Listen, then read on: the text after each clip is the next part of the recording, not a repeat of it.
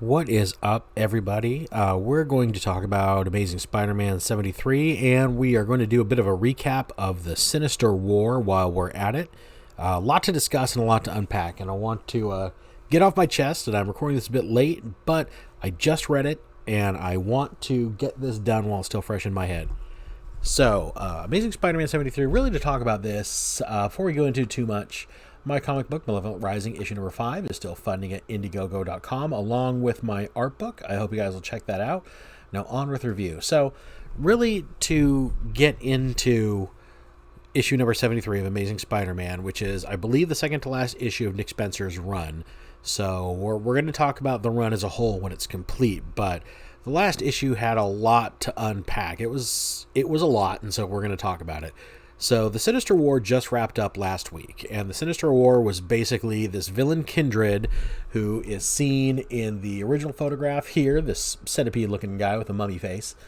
He's been pretty much the main villain of Nick Spencer's run, and in this latest book, The Sinister War, Kindred has manipulated all of Spider-Man's villains into forming up into groups and all just bum-rushing Spider-Man at once. So you've got the Sinister Six, you got the foes of Spider-Man, all of his animal-themed villains. Every villain that you could ever think of, every team of villains is reunited, and they're all attacking Spider-Man at once. And they're all kind of at each other's throats a little bit, to the point that there's going to be a reward to whichever group or person can kill Spider-Man. And so there is a competition among themselves, but ultimately they're against Spider-Man. This isn't a huge villain-on-villain fest. So, now I have to admit, so this book's been out for a week, so spoiler warnings if you haven't read Sinister War. The ending is a bit anticlimactic, and it left me wondering, why did Sinister War exist? It's kind of a non-event event. I mean, it was marketed as this kind of special Spider-Man centered storyline, but I mean, it really just piggybacked right on top of the issues of Amazing Spider-Man that came out during the Sinister War. You didn't necessarily need to read those to understand what was going on in Sinister War, because the Amazing Spider-Man books tend to kind of just piggyback on what was going on alongside the main conflict of Spider-Man and all of his villains. But at the same time, it's just the story that's going on in Amazing Spider-Man, and then its ending isn't even really an ending. I mean, he solves the problem of the villains attacking him, because Doc Ock is able to on the fly come up with some kind of BS device that breaks Kindred's hold over his enemies, and it knocks everybody out, and Spider-Man just leaves, and that's how it ends. There's no resolution. Kindred is still out there. His master plan is still in motion. And then that brings us neatly along to Amazing Spider-Man number 73. So we're going to get into some spoilers here too. Now, it's not major spoilers, because this storyline is still at least one issue away from its conclusion, but we're going to spoil just what the events in this book are. Now, it's been pretty obvious lately that Nick Spencer is going to attempt to undo the One More Day storyline, the infamous Mephisto annulling Spider-Man and Mary Jane's marriage and making it to where it never existed, and thus retconning Spider-Man forever. It looks like that's on its way out, which, as a Spider-Man fan, that's good. That's been a stain on the Spider-Man books for a while, and it's really just been very difficult to I don't know, it's just always there. Even when I'm reading Amazing Spider-Man, it's been so many years since that storyline came out. But as somebody who was collecting Spider-Man before that story and then after, every time you read that story, it's just kind of there. It's in the back of your mind, and you can't really shake it that it's wrong. Whatever story is happening is wrong, because there was this tremendous retcon and all this history got erased. So it's being put back, and I guess they're going to somehow try to mesh, what's happened since then with that.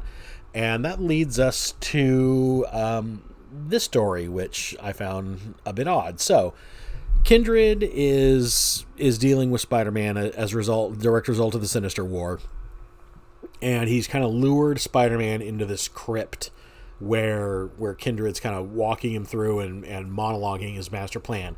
Also in the crypt is Mary Jane, whom he's captured, Norman Osborn, whom he's captured, And Harry Osborn, or at least a version of Harry Osborn, I guess, because Kindred himself is Harry Osborn, or claims to be Harry Osborn. And Harry Osborn is in a cell with Carly, an ex-love of Spider-Man's. So, all the players are here. And he's had most of these guys imprisoned for a few issues now. So that's not really what I want to talk about. So, we learn in this issue that Kindred can kind of shapeshift himself to look like other people. Now, Kindred is supposed to be some kind of a demon. Or at least he's Harry Osborn from hell with a demonic abilities now that has been granted to him. And he's using these to get some kind of retribution on Spider-Man. He's attacking Spider-Man from pretty much every front. He's using the villains. He's attacking his life as Peter by going after MJ and all these other characters. It's been 73 issues of one villain messing with Spider-Man, basically, with little interludes here and there. So, and again, after his run is done, I think we'll probably do a big dump exposition, or a big review dump, and we will get through all of it. But that's a bad word. I'm sorry I used the word dump in a video, but moving on. So, at one point in this story, Kindred shapeshifts to make itself look like Gwen Stacy, or more accurately, one of Gwen Stacy's twins, the twins being Stacy and Gabriel. Now, there was a story that most Spider-Man fans agree is probably one of the most cringe-inducing stories in all of Spider-Man from way back in Amazing Spider-Man 11, starting in issue 11, I think goes to 511 to 513, where you learn that Gwen Stacy had a one-night stand with Norman Osborn. I know. Let's just get through this. Had a one-night stand with Norman Osborn for the simple reason that she went to talk to Norman Osborn, and you know what? She felt bad for him. I mean, he's a lonely old crotchety man, and so she thought she'd make him feel better, and I guess the two of them spent the night together. As a result, she got pregnant in comic book time back in the Gwen Stacy, Peter Parker ages of Spider-Man back in the hundreds. Gwen Stacy did vanish for a while to go overseas and then came back. So now they're retconning that to say that her trip in this book, they're retconning it to say that her trip was to go overseas and have the babies and put them up for adoption or something like that. And then the twins somehow aged rapidly and came after Spider-Man as like super assassins. So that has been the story of Gabe and Stacy up to this point, and I think they've referenced this story a couple of times since then in some other books, but I'm not sure. For the most part, I think most Spider-Man fans, and I would think writers and editors, are pretty much happy to have this story just kind of fade off into obscurity and never be brought up again. But back to Spider-Man, Amazing Spider-Man 73 of the current volume. So, Kindred, aka Harry Osborn, reveals that the whole twins storyline was a fabrication, that he used Mendelstrom and Mysterio and the Chameleon to create these phony baloney twins, I guess clones, probably, I'm guessing, of Gwen Stacy. Don't really go into that, but creates these twins out of just raw genetic material and ages them to an appropriate age. He uses Mysterio to hypnotize Norman Osborn into believing he spent the night with Gwen, when that never apparently happened. And these twins were created. They would rapidly grow, and then they eventually send them after Spider-Man, and thus that storyline happened.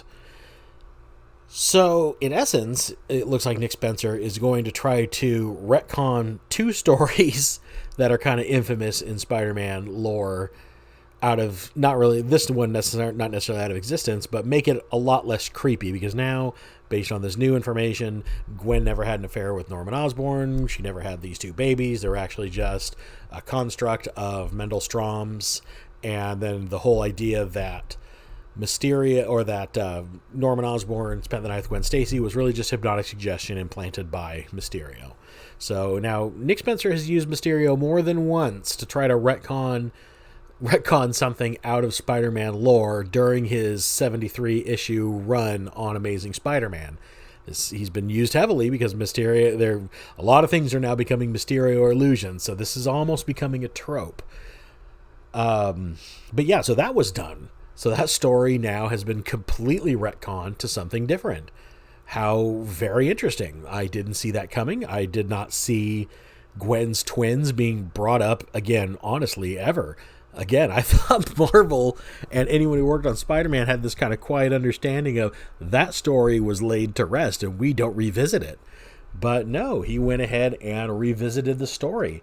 So there we go. Now we have a different version of the Gwen Stacy twins storyline of Amazing Spider-Man, and I'm assuming that before the end of the next issue, or by the end of the next issue, we're going to have a resolution to One More Day as well.